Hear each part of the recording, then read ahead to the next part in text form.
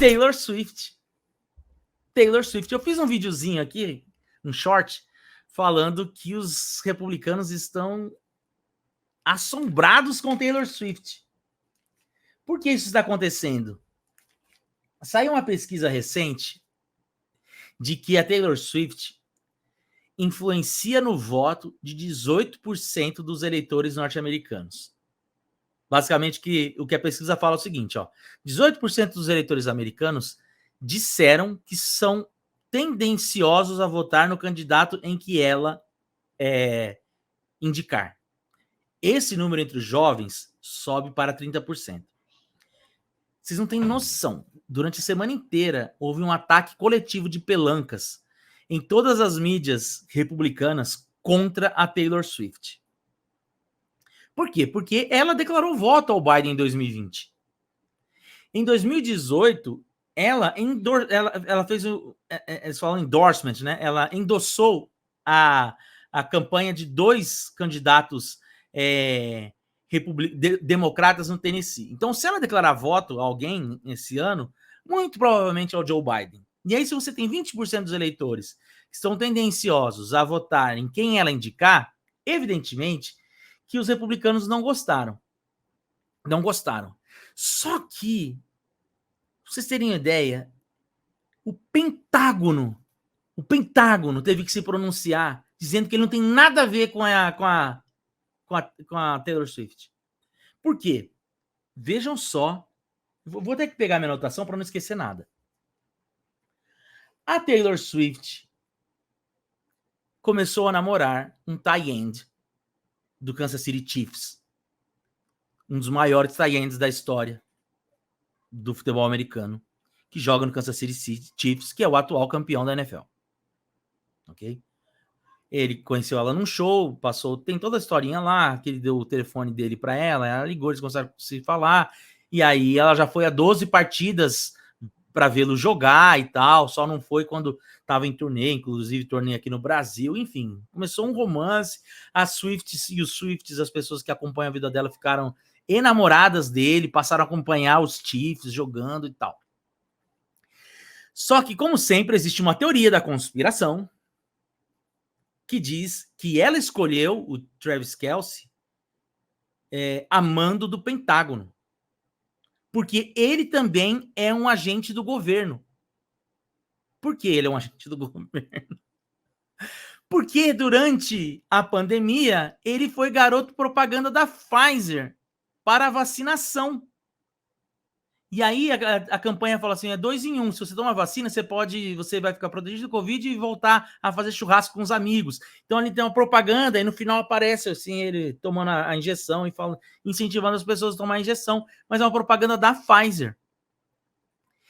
E para essa galera, a Pfizer está ligada com o George Soros, com os globalistas e tudo mais, então ele é um agente do globalismo.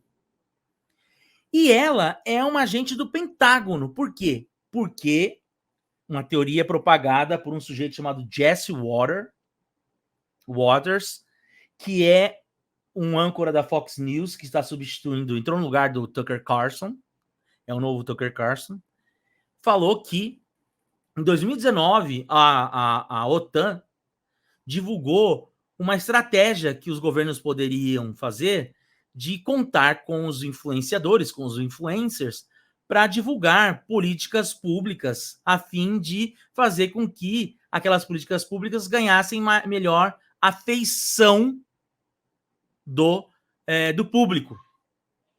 Então vejam só, ela é um agente do Pentágono que está seguindo essa cartilha da OTAN para transformar as políticas do governo mais palatáveis às pessoas. Aí, para que o nome dela ganhasse maior vulto junto ao público masculino que não conhecia ela, ela vai namorar o Travis Kelce, que é um agente do globalismo. Os dois começam a namorar. E aí, ela foi foi nomeada pela revista Time como personalidade do ano. E aí eles falam, tá vendo? A revista Time é ligada com a grande imprensa, os globalistas, o George Soros e tudo mais, nomeou ela para que as pessoas deem a ela um crédito maior. Quando foi no último final de semana, ela ganhou, o Chiefs ganhou o título de conferência contra os Ravens, e ela foi ao gramado e deu um beijo nele. E aí, acendeu uma luz vermelha na cabeça do conspiracionista. Esse campeonato está comprado para os Chiefs serem campeão, para ganharem o Super Bowl, que vai acontecer, sem ser nesse domingo, no outro, contra o San Francisco 49ers. E aí ela vai até o meio lá do campo, dá um beijo no Kelce, olha para a câmera e diz: votem em Joe Biden. É isso. Então, olha só, aí o Pentágono teve que se pronunciar e falou assim: galera, eu não tenho nada a ver com o romance dos dois. Ela não é uma agente. De onde vocês tiram isso? E aqui é onde eu venho com a minha história. Eu acho muito interessante, né, o Mark Twain tem uma frase que é o mais engraçado dessa minha conversa aqui com vocês, é que o Mark Twain tem uma frase que não é dele, mas é atribuída a ele, de que a diferença entre a realidade e a ficção é que a ficção tem que fazer sentido, certo? A realidade não faz sentido. Eu posso estar aqui falando com vocês, Deus me livre, e ter um AVC e morrer aqui. Não faz sentido. Né? Faria sentido, um professor universitário, ele cresceu, e aí viu os filhos envelhecer e tal. Porque a vida não faz sentido. Só que na trama ficcional, tem que fazer sentido a ficção, porque você corre o risco quando você está escrevendo uma ficção, e eu já fiz isso, aproveitar aqui, ó, para fazer um jabá. Eu já escrevi um livro de ficção, ó, Marcos Sorrilha, ali no Galinhos e os Herdeiros do Trono do Sol, muito bem avaliado pela minha mãe.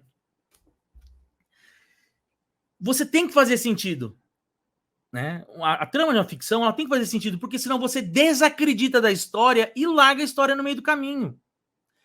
E aí, o próprio Mário Vargas Llosa, um escritor peruano fantástico, ele dizia isso: esse é o grande poder subversivo da ficção, te vender um mundo que contrasta com o seu. Por isso que a ficção é tão subversiva. Por isso que governos queimam livros, perseguem artistas, porque elas te dão um parâmetro de como a sua vida poderia ser. E aí, desde o advento dos celulares, das redes sociais, a gente passou a ter acesso a uma realidade propagada nas redes sociais que elas são inteiramente roteirizadas. As pessoas que postam coisas nas redes sociais, elas pensam antes de postar. Elas só postam as coisas que são boas. Elas postam o melhor look dela.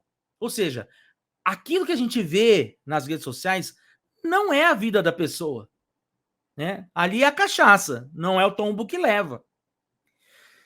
Então nós estamos fazendo uma confusão de que a gente olha para a vida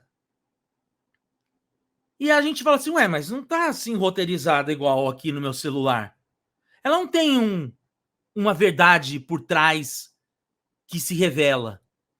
Né? Nas tramas, o final tem que ter um prêmio pro cara que seguiu lendo ou acompanhando o filme, ele recebe um prêmio no final. A vida não é assim. A vida é um monte de eventos aleatórios que vão se acontecendo. Olhando do futuro para o passado, a gente consegue estabelecer uma ordem cronológica para as coisas. Mas essa ordem não existe a priori. No entanto, esse mundo de redes sociais, de Facebook, Instagram, vídeos no YouTube, vão criando na gente uma percepção de que a vida é roteirizada. E aí, quando a gente olha para uma coisa acontecendo diante dos nossos olhos, uma moça que se apaixonou por um tie-end, a gente fala assim, aí tem, hein?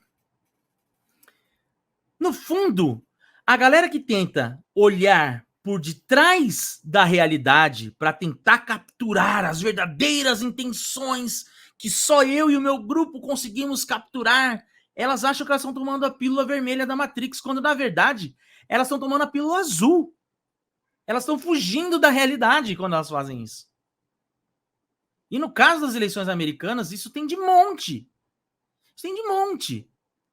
De gente que acompanha as eleições americanas por cortes e tal, e acha que aquilo é assim. O Trump é imbatível, o Biden é um velho caquético e não tem como o Trump perder. Se o Trump perder, é mentira, foi roubado. 2020. O Biden não ganhou. Por quê? Porque ele não ganhou. Pô, Trump é um super-homem, né? Então, isso quando a gente olha o caso da Taylor Swift, fica muito evidente isso, assim. As pessoas, elas não querem mais, elas se recusam a acreditar que a vida não tem um propósito, né? Igual naquele filme lá, que eu já mencionei aqui, da Netflix. O mais aterrorizante é que não tem uma elite global tomando conta do mundo. Globalista, claro, existem jogos de interesse, grupos mais poderosos que outros, existem nações que interferem na vida das outras nações, falando isso, mas que todas as nações são subordinadas a um grande grupo que manipula, inclusive que um tie-end vai ter que fazer, se namorar uma popstar, é a nossa vontade de querer que a vida seja Netflix, né? Você acabou de assistir a um corte da Impéria Live, a live imperialista do canal do Sorrilha e que vai ao ar toda sexta-feira às 8 horas da noite. Aproveite para deixar um like, se inscrever no canal caso não seja inscrito, caso não seja inscrita e compartilhar esse vídeo com um amigo ou uma amiga. E considere também se tornar membro do canal. See ya!